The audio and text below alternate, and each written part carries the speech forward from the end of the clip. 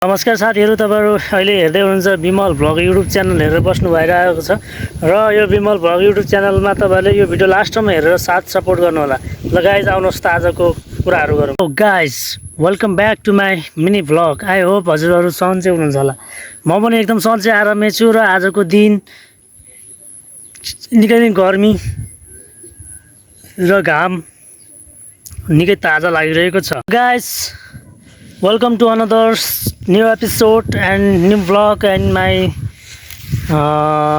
debut vlog. Guys, सबैजनालाई स्वागत छ। यो भिडियो लास्टसम्म हेरेर साथ सहयोग र सपोर्ट गर्नु होला। आजको भ्लग एकदमै राम्रो, रोमाञ्चक र आजको भ्लग रहेको छ यतिकैको र नो फन्नी, नो इन्टरटेनमेन्ट, थोरै केही मैले गर्न खोजिरहेको छु र अब तर्खरमा पनि छु।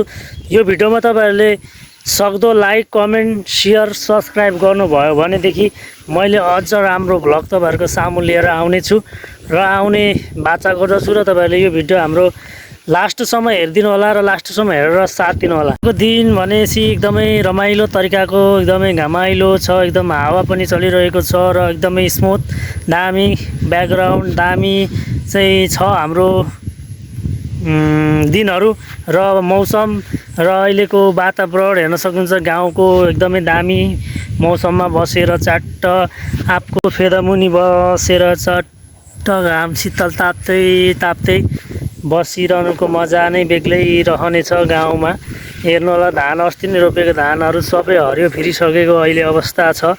धानहरू हरियो फिरिसकियो, अब गोडमेल गर्ने बेला लगभग हुन्छ कोही महिना पछाडि। सो गाइज चाहिँ हो, मेन कुरा केही छैन है। अब तपाईँहरूले यो भिडियोमा, आज हालेको भिडियोमा तपाईँहरूले राम्रो पर्फर्मेन्स, राम्रो प्रतिक्रिया दिनुभयो भनेदेखि मैले राम्रो एपिसोडहरू तपाईँहरूको मनोरञ्जनका लागि लिएर आउनेछु र मैले केही स्कोपहरू पनि जेनेरेट गर्नेछु भन्ने साथसाथमै तपाईँहरूसँग फेरि पनि जोडिनेछु र यो भिडियो सक्दो लाइक, कमेन्ट, सेयर, सब्सक्राइब गर्नुहोला।